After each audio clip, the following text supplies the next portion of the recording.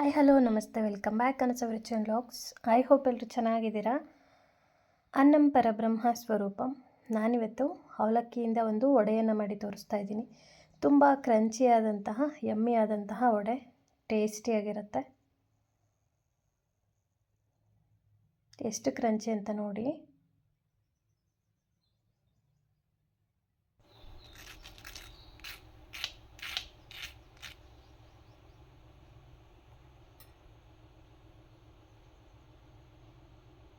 ಬನ್ನಿ ಏನೆಲ್ಲ ಇಂಗ್ರೀಡಿಯೆಂಟ್ ಬೇಕು ಅವಲಕ್ಕಿ ವಡೆ ಮಾಡಲಿಕ್ಕೆ ಅಂತ ನೋಡೋಣ.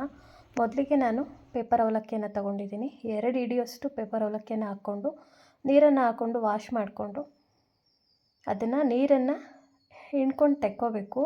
ಅದು ಅವಲಕ್ಕಿ ಎಲ್ಲ ಮೆತ್ತಗಾಗ್ಬಿಡುತ್ತೆ ತುಂಬ ಬೇಗನೆ, ಫ್ರ್ಯಾಕ್ಷನ್ ಆಫ್ ಸೆಕೆಂಡಿಗೆ.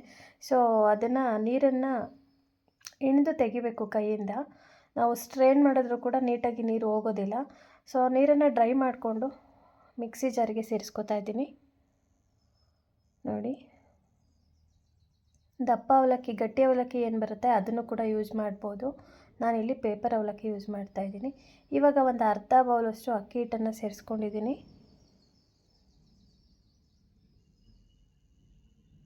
ಇದನ್ನು ಮಿಕ್ಸಿ ಮಾಡ್ಕೊಳ್ಳೋಣ. ಇವಾಗ ಇದಕ್ಕೆ ನೀರನ್ನು ಸೇರಿಸೋ ಅವಶ್ಯಕತೆ ಇಲ್ಲ, ಅವಲಕ್ಕಿಯಲ್ಲಿರೋ ನೀರಿನ ಅಂಶನೇ ಸಾಕಾಗುತ್ತೆ.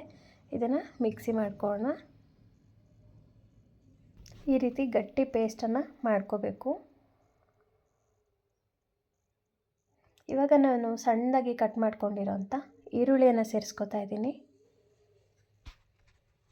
ಹಾಗೆಯೇ 3-4 ಮೆಣಸಿನ್ಕಾಯಿನ, ಹಸಿ ಮೆಣಸಿನ್ಕಾಯಿನ ಕಟ್ ಮಾಡ್ಕೊಂಡಿದ್ದೀನಿ, ಅದನ್ನು ಕೂಡ ಸೇರಿಸ್ಕೊತಾ ಇದ್ದೀನಿ.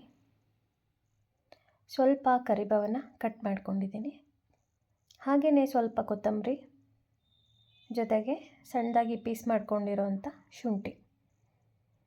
ಇಷ್ಟನ್ನು ನಾನು ಅವಲಕ್ಕಿ ಮಿಶ್ರಣಕ್ಕೆ ಸೇರಿಸ್ಕೊಂಡು ರುಚಿಗೆ ತಕ್ಕಷ್ಟು ಉಪ್ಪನ್ನು ಹಾಕ್ಕೋತಾ ಇದ್ದೀನಿ. ಇವಾಗ ಸ್ವಲ್ಪ ಸ್ಪೈಸೀಸ್ ಹಾಕೋಣ. ಸ್ವಲ್ಪ ಅರಿಶಿನ ಪುಡಿ ಸೇರಿಸ್ಕೊತಾ ಇದ್ದೀನಿ. ಹಾಗೆಯೇ ಖಾರಕ್ಕೆ ಖಾರದ ಪುಡಿಯನ್ನು ಸೇರಿಸ್ಕೊತಾ ಇದ್ದೀನಿ. ಆಲ್ರೆಡಿ ಮೆಣಸಿನ್ಕಾಯನ್ನ ಹಾಕಿದ್ದೀನಿ, ಸೊ ನೋಡಿಕೊಂಡು ಖಾರಕ್ಕೆ ಸೇರಿಸ್ಕೊಳ್ಳಿ. ಇವಾಗ ನಾನು 1 ಸ್ಪೂನಷ್ಟು ಗರಂ ಮಸಾಲ ಆ್ಯಡ್ ಮಾಡ್ತಾಯಿದ್ದೀನಿ. ಇದನ್ನು ಚೆನ್ನಾಗಿ ಕಲಿಸ್ಕೊಳ್ಳೋಣ. ಪೇಸ್ಟ್ ತುಂಬ ಗಟ್ಟಿ ಇರೋದ್ರಿಂದ ಸ್ವಲ್ಪ ಹೊಂದ್ಕೊಳ್ಳೋದು ಕಷ್ಟ. ಸೊ ನಿಧಾನವಾಗಿ ಚೆನ್ನಾಗಿ ಎಲ್ಲ ಕಡೆ ಸ್ಪ್ರೆಡ್ ಆಗೋ ರೀತಿ ಮಸಾಲನ ಕಲಿಸ್ಕೊಳ್ಳಿ. ಇದಕ್ಕೆ ನೀರನ್ನು ಹಾಕಬೇಡಿ, ಹಾಗೇ ಕಲಿಸ್ಕೋಬೇಕು. ಮತ್ತು ಕೈಗೆಲ್ಲ ತುಂಬ ಅಂಟ್ತಾ ಇರುತ್ತೆ. ಇದು ಪೇಷನ್ಸ್ ಕಳ್ಕೊಬೇಡಿ. ಸ್ವಲ್ಪ ಆಯಿಲನ್ನು ಅದ್ಕೊಂಡ್ರೆ ನೋಡಿ ಕೈಗೆ ಮೆತ್ಕೊಳ್ಳೋದಿಲ್ಲ. ರೌಂಡಾಗಿ ಉಂಡೆಗಳನ್ನ ಮಾಡಿಕೊಂಡು ಮಧ್ಯಕ್ಕೆ ಒಂದು ಹೋಲನ್ನು ಹಾಕ್ಕೊಂಡು ತಟ್ಟೆಯಲ್ಲಿ ಜೋಡಿಸ್ಕೊಳ್ಳೋಣ. ಮೊದಲಿಗೆ ನೋಡಿ, ಪ್ರತಿಯೊಂದನ್ನು ಮೀಡಿಯಮ್ ಸೈಜಲ್ಲಿ, ನಾವು ಉದ್ದಿನ ವಡೆಗೆ ಯಾವ ಸೈಜ್ ತೊಗೊತೀವೋ ಅದೇ ಸೈಜಲ್ಲಿ ಉಂಡೆನ ಮಾಡಿಕೊಂಡು ಮಧ್ಯಕ್ಕೆ ಒಂದೊಂದು ಹೋಲನ್ನು ಹಾಕೋಣ. ಸ್ವಲ್ಪ ಆಯಿಲು ಅಥವಾ ನೀರನ್ನು ಕೈಗೆ ಎತ್ಕೊಂಡ್ರೆ ಚೂರು ಅಂಟ್ಕೊಳ್ಳೋದಿಲ್ಲ. ನಾನು ಇಲ್ಲಿ ಆಯಿಲ್ ಯೂಸ್ ಮಾಡ್ತಾಯಿದ್ದೀನಿ.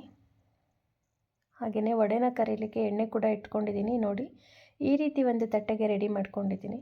ಇದಾದಮೇಲೆ ನಾನು 3 ಬ್ರೆಡ್ಡನ್ನು ತೊಗೊಂಡು ರೋಸ್ಟ್ ಮಾಡಿಕೊಂಡು ಪೌಡರ್ ಮಾಡ್ಕೊಂಡು ಬ್ರೆಡ್ ಕ್ರಮ್ಸ್ ರೆಡಿ ಮಾಡ್ಕೊಂಡಿದ್ದೀನಿ. ಹಾಗೆ 2 ಸ್ಪೂನಷ್ಟು ಕಾರ್ನ್ಫ್ಲೋರನ್ನು ಹಾಕಿ ನೀರು ಹಾಕಿ ಗಂಟಿಲ್ಲದೆ ನಾನು ಮಿಕ್ಸ್ ಮಾಡ್ಕೋತಾ ಇದ್ದೀನಿ. ಮೀಡಿಯಮ್ ಕನ್ಸಿಸ್ಟೆನ್ಸಿಲಿ ರೆಡಿ ಮಾಡ್ಕೊಂಡಿದ್ದೀನಿ. ತುಂಬ ತೆಳಿನೂ ಬೇಡ, ತುಂಬ ಗಟ್ಟಿನೂ ಬೇಡ. ನೋಡಿ, ಇಷ್ಟಿದ್ರೆ ಸಾಕು ಡಿಪ್ ಮಾಡೋವಷ್ಟು. ಇವಾಗ ಹೋಲ್ ಹಾಕಿ ಉಂಡೆ ಏನು ರೆಡಿ ಮಾಡ್ಕೊಂಡಿದ್ವಿ ಅದನ್ನು ಡಿಪ್ ಮಾಡಿ ಬ್ರೆಡ್ ಕ್ರಮ್ಸಲ್ಲಿ ಎದ್ದಿ ತಟ್ಟೆಗೆ ನಾನು ಮತ್ತೆ ಜೋಡಿಸ್ಕೊತಾ ಇದ್ದೀನಿ. ಈ ಪ್ರೋಸೆಸ್ ಮೊದಲೇ ಮಾಡ್ಕೊಂಡ್ಬಿಟ್ರೆ ಎಣ್ಣೆಗೆ ಹಾಕೋವಾಗ ಈಸಿ ಆಗುತ್ತೆ, ಜಾಸ್ತಿ ಟೈಮ್ ತಗೊಳ್ಳಲ್ಲ. ನೋಡಿ, ಇವಾಗ ಎಣ್ಣೆ ಕೂಡ ಕಾದಿದೆ. ನಾನಿವಾಗ ವಡೆಗಳನ್ನ ಹಾಕ್ಕೋತಾ ಇದ್ದೀನಿ. 2 ಸೈಡು ಮೀಡಿಯಮ್ ಫ್ಲೇಮಲ್ಲಿ ನಾವು ಫ್ರೈ ಮಾಡ್ಕೋಬೇಕು, ತಿರುಗಿಸ್ಕೊತಾ ಇರಬೇಕು ಅವಾಗವಾಗ. ಯಾರೆಲ್ಲ ನನ್ನ ಚಾನಲ್ ಸಬ್ಸ್ಕ್ರೈಬ್ ಮಾಡದೆ ನೋಡ್ತಾ ಇದ್ದೀರಾ, ಸಬ್ಸ್ಕ್ರೈಬ್ ಮಾಡ್ಕೊಂಡು ನೋಡಿ. ಪಕ್ಕದಲ್ಲಿರೋಂಥ ಬೆಲ್ ಐಕನ್ ಕ್ಲಿಕ್ ಮಾಡಿ ನನ್ನ ಎಲ್ಲ ವಿಡಿಯೋ ನೋಟಿಫಿಕೇಷನ್ ಕೂಡ ನೀವು ಪಡಿಬೋದು.